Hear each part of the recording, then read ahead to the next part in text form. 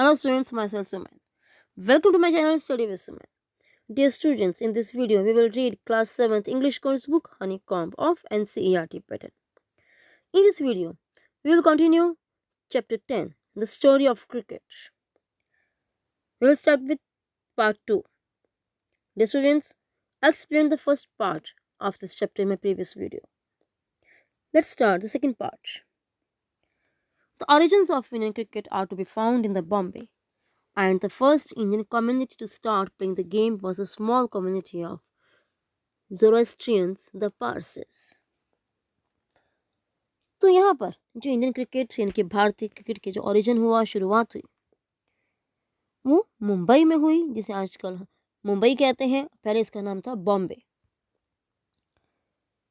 अब इसका नाम बदलकर मुंबई हो गया है। और द फर्स्ट इंडियन कम्युनिटी, जो पहला भारतीय समुदाय था, जो वर्ग था जिसने इस गेम को प्ले करना, खेलना शुरू किया था, वो था पारसी समुदाय, जिसने इस गेम को पहली बार भारत में खेलना शुरू कर दिया था। Brought into close contact with the British because of the interest in trade and the first Indian community to westernize. Brought into close contact, अब किसके ज़्यादा कॉन्टैक्ट में आने का नज़दीकी संबंध, किससे? ब्रिटिश से। ये जो फर्स्ट इंडियन हमारी जो कम्युनिटी थी पारसीज की, इनके ब्रिटिश लोगों के साथ, ब्रिटिशर्स के साथ बहुत ज़्यादा क्लोज कॉन्टैक्ट थे बिजनेस के। किसके? उनके व्यापारिक हितों के कारण। उनके व्यापारिक हित थे, उनके कारण ये पारसी लोग अंग्रेज़ों के बहुत नज़दीक थे। और ये फर्स्ट इंडियन कम्युनिटी थी जो वेस्टर्नाइज थी, जिसने वेस्टर्न कल्चर को अपनाया था। The Parsis founded the first Indian cricket club. Parsis ने, जो पारसी लोग थे, उन्होंने पहले इंडियन क्रिकेट क्लब की स्थापना की थी। और इसका नाम क्या था? The oriental cricket club in Bombay in 1848. Parsi clubs were funded and sponsored by Parsi businessmen like the Tatas and the Wadias. अब इनकी जो क्लब की स्थापना हुई थी, उन क्लब्स को जो पैसा कैसे मिलता था? अब ये तो है कमाई थी, उन्हें स्पॉन्सर कौन करता था? बिजनेसमैन। कैसे? जैसे कि टाटा और वाडिया। वाडिया जो है बहुत बड़े बिजनेस ग्रुप है। टाटा से आपने नाम सुना होगा, टाटा ग्रुप ऑफ इंडस्ट्रीज। तो इन सब ने स्पॉन्सर किया उस पारसी क्लब को, जिन्हें पारसीज ने क्रिकेट क्लब, इसका नाम था ओरिएंटल क्रिकेट क्लब, उसको उन्होंने फंड दिए, स्पॉन्सर किया। The white cricket elite in India offered no help to the enthusiastic Parsis. अब ये जो भारत में एलीट मतलब होता है उच्च वर्ग, जो हम जैसे हमारा जो समाज था अलग अलग वर्गों में बटा हुआ था, तो सबसे उच्च वर्ग माने जाने वाले जो स्पेसिफिक जो व्यक्ति थे, वो कौन थे? वाइट यानी कि गोरे लोग, अंग्रेज लोग। वो ऑफर्ड नो हेल्प, उन्होंने किसको? पारसियों को। अब जो पारसी लोग इतने उत्साहित थे, इतने एंथुसियास्टिक थे, मतलब उन्हें बहुत खुशी थी, उमंग था, उनमें उत्साह था किस वक्त खेलने का, क्योंकि उन्होंने वेस्टर्नाइज हो चुके थे, तो उन्होंने क्रिकेट खेलने का बहुत उत्साह था। लेकिन जो गोरे लोग थे, जो उच्च वर्ग से संबंधित रखते थे, अपने आप को बहुत ज़्यादा क्या समझते थे वो, कि हम लोग बहुत हाई फाई हैं और ये लोग जो हैं हमारे बराबर के नहीं हैं, तो उनसे वो उनके साथ उनकी कोई हेल्प नहीं करते थे। अब क्या हुआ? Now in fact there was a quarrel between the Bombay Gymkhana whites only club. अब उस समय बॉम्बे जिमखाना, जो केवल ब्रिटिशर्स का यानी गोरा क्लब था, और किसके बीच में थी quarrel? The Parsi cricketers over the use of a public park. एक पब्लिक पार्क के इस्तेमाल को लेकर, पब्लिक पार्क था, उसमें बॉम्बे जिमखाना जो गोरा क्लब था और पारसीज जो क्रिकेटर्स थे, उन सब दोनों के बीच में क्या था? झगड़ा था। The Parsis complained that the park was left unfit for cricket because the polo ponies of the Bombay Gymkhana dug up the surface. अब पारसीज क्या शिकायत थी उनकी? कि वो पार्क अब क्रिकेट खेलने के काबिल नहीं रहने दिया गया। क्यों? क्योंकि बॉबी जिमखाना के जो पोनी से, पोनी मतलब वो घोड़े जो रेस करते थे, जो पोलो खेलते थे, उन्होंने उसकी धरती को, उस सरफेस को, उसके जो ज़मीन है उसे खोद कर उसे क्रिकेट खेलने के लायक नहीं छोड़ा है। When it became clear that the colonial authorities were prejudiced in favor of their white compatriots, और जब ये बात स्पष्ट हो गई कि जो यहाँ के अंग्रेज अधिकारी हैं वो अपने देश का ही वालों का ही पक्ष ले रहे थे, तो क्या किया इन्होंने? The Parsis build their own gym खाना टू प्ले क्रिकेट इन। तो पारसियों ने अपना अलग जिम खाना बना लिया। क्रिकेट किसके लिए? क्रिकेट खेलने के लिए। The rivalry between the Parsis and the Bombay Gymkhana had a happy ending for these pioneers of Indian cricket. अब पारसी और बॉम्बे जिमखाना के बीच इस जो दुश्मनी का क्रिकेट के इन दो जो पाइनियर, जो सबसे अगुआ मतलब सबसे आगे चलने वाले जो समूह का था, उसके लिए हैप्पी एंडिंग हुआ। दोनों की जो वो कोल था वो खत्म हो गया। अब Parsi team beat the Bombay Gymkhana at cricket in 1889। क्यों खत्म हुआ? कैसे खत्म हुआ? जब एक पारसी टीम ने बॉम्बे जिमखाना को, अंग्रेजों को 1889 में एक मैच में हरा दिया। और कब की बात है ये? Just 4 years after the foundation of the Indian national congress in 1885। जब 1885 ईस्वी में क्या हुआ था? इंडियन नेशनल कांग्रेस की स्थापना हुई थी, उसके लगभग 4 साल बाद। An organization that was lucky to have amongst its early leaders the great Parsi statesman and intellectual Dadabhai Naoroji. अब इसमें एक ऐसा ऑर्गेनाइजेशन था, एक संगठन था जिसमें एक महान पारसी स्टेट्समैन, राजनीतिज्ञ, इंटेलेक्चुअल और विद्वान जो थे वो इसके लीडर्स में से एक थे। इसका नाम था दादाभाई नौरोजी। अब ये देखो ऊपर पिक्चर बनी हुई है। The Parsi team, the first Indian cricket team to tour England in 1886। ये टीम थी पहली Indian cricket team. Now modern cricket is dominated by test and one day internationals. जो आज का क्रिकेट है, मॉडर्न क्रिकेट है, उसमें one day international played between national teams, national teams के बीच में, अलग अलग टीमों के बीच में, अलग देशों की टीमों के बीच में टेस्ट मैच और वनडे जो है इंटरनेशनल गेम्स जो है वो खेले जाते हैं। द प्लेयर्स वो बिकम फेमस, जो खिलाड़ी फेमस रहते हैं, मशहूर जाते हैं, who live on in the memories of the cricket public, जो लोगों की यादों में बस जाते हैं, are those who have played for the countries, वो भी खिलाड़ी होते हैं जो अपने देश के लिए खेलते हैं। The players Indian fans remember even now are those who were fortunate enough to play Test cricket. C.K. Naidu, an outstanding Indian batsman of his time. ये खिलाड़ी, ये players, the fans, Indian fans remember, जिन्हें आज भी भारतीय याद करते हैं, उनके जो प्रशंसक हैं, फैंस सब याद करते हैं। Those are who were fortunate, ठीक है, जिन्हें टेस्ट क्रिकेट खेलने का सौभाग्य प्राप्त हुआ था। उनमें से कौन थे? C.K. नायडू, जो अपने समय की बहुत ही ज़्यादा पॉपुलर इंडियन बैट्समैन थे। Lives on in the popular imagination when some of his great contemporaries like Palwankar Vithal and Palwankar Baloo have been forgotten. वो आज भी लोगों की यादों में हैं, पॉपुलर हैं, जबकि उनके कुछ कंटेम्पररीज मतलब उसी समय में जो प्लेयर्स थे, समकालीन जो थे, जैसे पुलवांकर विठल और पुलवांकर बालू, उन्हें आज लोग भूल गए। अब देखो ये है पुलवांकर बालू, ये पीछे दी हुई है। Even though Naidu was past his cricketing prime when he played for India in its first test matches against England starting in 1932. Even though Naidu was past, यद्यपि नायडू ने जब 1932 में 1932 में वो कब किसके लिए खेला था? अपने फर्स्ट टेस्ट मैच किसके खिलाफ? इंग्लैंड के खिलाफ। समय पहला क्रिकेट टेस्ट मैच खेला था। उस समय his place in India's cricket history is assured because he was the country's first test captain। तो उनका जो नाम था वो भारत के इतिहास में, क्रिकेट इतिहास में वो शो हो चुका था, वो एक निश्चित हो चुका था। क्यों? क्योंकि भारत के पहले टेस्ट कैप्टन थे।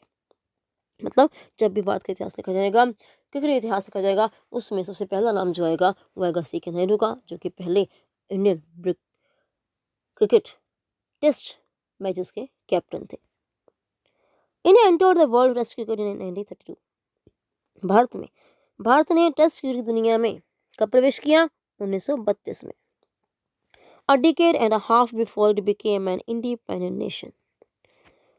अपनी एक इंडिपेंडेंट नेशन बनने से लगभग 1.5 डिकेड पहले, ये क्या था? 10 years, approximately 15 years before। क्यों? हमारा देश कब आज़ाद हुआ था? 1947 में, ठीक है। अप्रोक्सीमेटली 15 years बिफोर जो था, इंडिया जो था टेस्ट जो वर्ल्ड क्रिकेट था उसमें एंटर हो चुका था। This was possible because test cricket from its origins in 1877 was organized as a contest between different parts of the British Empire, not sovereign nations। अब ये संभव क्यों हुआ? क्योंकि 1877 में 1870 में शुरू से ही टेस्ट क्रिकेट जो था, जो ब्रिटिश एम्पायर के बीच जो डिफरेंट पार्ट्स थे, उसमें जो देश आते थे उनके बीच में खेला जाता था, ना कि उन देशों के बीच में जो पूरी तरह से सोवरेन हो चुके थे, जो आज़ाद हो चुके थे। The first test was played between England and Australia when Australia was still a white settler colony.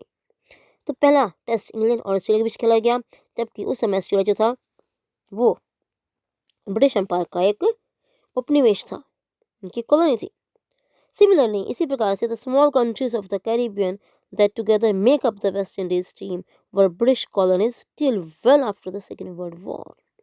इसी प्रकार से छोटे छोटे जो कैरिबी कंट्रीज थे वो भी इकट्ठे मिलकर उन्होंने एक वेस्ट इंडीज टीम मिलाई, उनके नाम से जाने जाते थे, और जबकि वो भी सेकेंड वर्ल्ड वॉर के बाद भी ब्रिटिश कॉलोनीज से, यानी कि अंग्रेजों के अधिकार में थे। Television coverage, it's not star third part. Television coverage change cricket. अब टेलीविजन हमारे देश इस दुनिया में आ चुका है, इसकी टेक्निक ने क्या हुआ है, इसकी जो कवरेज है इस गेम को पूरी तरह से बदल दिया है। It expanded the audience for the game by beaming cricket into small towns and villages. अब इसने कैसे फैला दिया है क्रिकेट को, छोटे छोटे कस्बों और गांवों तक पहुंचाकर बहुत ज़्यादा इसने प्रसिद्ध कर दिया है, इसकी ऑडियंस बढ़ चुकी है। It also broaden cricket social base, इसने उसका जो सामाजिक बेस आधार है उसे भी ज़्यादा फैला दिया है, बहुत ज़्यादा वो बढ़ चुका है, विकसित हो चुका है। Children who had never previously had the chance to watch international cricket because they lived outside the big cities could now watch and learn by imitating their heroes। अब वो बच्चे जिन्हें पहले कभी भी इंटरनेशनल क्रिकेट देखने का मौका नहीं मिला था, ठीक है, क्योंकि वो सिटीज से, शहरों से, बड़े शहरों से बाहर रहते थे, वो अब क्रिकेट देख सकते थे और अपने जो हीरोज थे उनकी इमिटेशन, यानी कि उनकी नकल कर सकते थे। The technology of satellite television and the worldwide reach of multinational television companies created a global market for cricket। अब जो टेक्नोलॉजी है किसकी? सैटेलाइट की। सैटेलाइट्स, टेलीविजन की टेक्नोलॉजी और world wide reach of multinational television companies, और पूरे विश्व भर में अलग अलग बहुराष्ट्रीय टेलीविजन कंपनीज हैं, उनकी पहुंच ने एक ग्लोबल मार्केट, एक वैश्विक, यानी जो पूरे विश्व में फैली हुई है क्रिकेट की ऐसी ग्लोबल मार्केट बना दी है। किसने बना दी है? सैटेलाइट टेलीविजन ने और मल्टीनेशनल टेलीविजन कंपनीज ने। Matches in Sydney could now be watched live in Surat. Sydney में खेले जाने वाले मैच जो है सूरत में लाइव, यानी कि उसी समय उसका सीधा प्रसारण देखा जा सकता है। Since India had the largest viewership for the game amongst the cricket playing nations, यद्यपि जो कि इंडिया में क्रिकेट जो कि प्लेइंग नेशंस हैं उसमें सबसे ज़्यादा देखने वाले दर्शक हैं, and the largest market in the cricketing world, और क्रिकेट के संसार का सबसे बड़ा बाजार है, ये मार्केट है। The game's centre of gravity shifted to South Asia. फिर भी अब जो ग्रेविटी है, खेल का जो आकर्षण है, वो जो सेंट्रल विंडो है वो अब साउथ एशिया में यानी कि दक्षिण एशिया में ट्रांसफर हो गया है, शिफ्ट हो गया है। क्यों? This shift was symbolised by the shifting of the ICC headquarters from London to tax free Dubai. क्यों हुआ है? इसके सिंबल के रूप में, इसके प्रतीक के रूप में आईसीसी जो हेडक्वार्टर्स हैं क्रिकेट काउंसिल के, उनके लंदन से टैक्स फ्री दुबई, हमें जिसको टैक्स नहीं लगता, वहाँ पर वो शिफ्ट हो गए हैं। 150 years ago, the first Indian cricketers, the Parsis, had to struggle to find an open space to play. लगभग 150 साल पहले जो हमारे फर्स्ट इंडियन क्रिकेटर्स थे पारसीज, उन्हें खेलने के लिए एक ओपन मैदान बना प्राप्त करने के लिए उन्हें बहुत संघर्ष करना पड़ा। Today the global marketplace has made Indian players the best paid, most famous cricketers in the game. अब जो ग्लोबल मार्केट ने क्या कर दिया है, जो वैश्विक बाजार है, पूरा विश्व बाजार है, उसने इंडियन क्रिकेटर्स को सबसे ज़्यादा मशहूर और बेस्ट पेड, ज़्यादा धनवान खिलाड़ी बना दिया है। मतलब उन्हें बहुत अच्छा मेहनताना दिया जाता है, उनकी जो पेमेंट्स हैं वो बहुत ज़्यादा हैं। Most famous cricketers in the game, man for home the world is a stage. वो बहुत ही मशहूर जो मोस्ट फेमस क्रिकेटर्स हैं इस गेम में, वो व्यक्ति पूरा विश्व जो है जैसे उनका एक स्टेज बन गया है और वो उस पर एक्टिंग करते हैं, यानी कि उस पर खेलते हैं और पूरा विश्व जो है उन्हें देखता है। This transformation was made up of many smaller changes. अब यह बदलाव क्या हो, कैसे हुआ? छोटे छोटे बदलाव के कारण हुआ। The replacement of the gentlemanly amateur by the paid professional. जैसे अमेच्योर जेंटलमैन, जो शौकिया जेंटलमैन थे, उनके स्थान पर अब प्रोफेशनल्स आ गए हैं जो पैसा लेते हैं, इनकी वेतन भोगते हैं, जो पेशेवर हैं, उनका स्थान ले लिया है। The triumph of one day game as it overshadowed test cricket in terms of popularity. The triumph of one day game, triumph होती है लोकप्रियता, पॉपुलैरिटी, ठीक है। पॉपुलैरिटी में जो वन डे मैचेस हैं वो ओवरशेड हो चुके हैं, उनकी जो लोकप्रियता है बहुत कम हो गई है। And the remarkable changes in global commerce and technology, और इससे क्या हो गया, अब ग्लोबल जो कॉमर्स और टेक्नोलॉजी में, जो वाणिज्य तकनीक में रिमार्केबल जो अहम चेंजेस हुए हैं, उन सब ने भी टेस्ट क्रिकेट जो है ओवरशेडो कर दिया है। और अब जो वनडे गेम्स हैं वही ज़्यादा खेले जा रहे हैं, जबकि इसके विपरीत जो टेस्ट मैचेस हैं अब उनकी लोकप्रियता बहुत कम हो गई है। क्योंकि इस समय अब आप जैसे पता होगा वनडे मैचेस खेले जाते हैं 50 ओवर्स होते हैं, अब टेस्ट क्रिकेट खेला जाता है 5 डेज, और वनडे में एक ही दिन में इसका रिजल्ट पता लग जाता है। और 20 मैचेस हैं जिसमें से 20 ओवर्स होते हैं। तो ऐसे मैचेस ने जो टेस्ट क्रिकेट है, जो टेस्ट मैचेस हैं, उन सबको ओवरशैडो कर लिया है, ऐसा इसकी लोकप्रियता को कम कर दिया है। So dear students, I hope all of you have understood it very well. Do like, share and subscribe my channel Study with Suman. Thank you.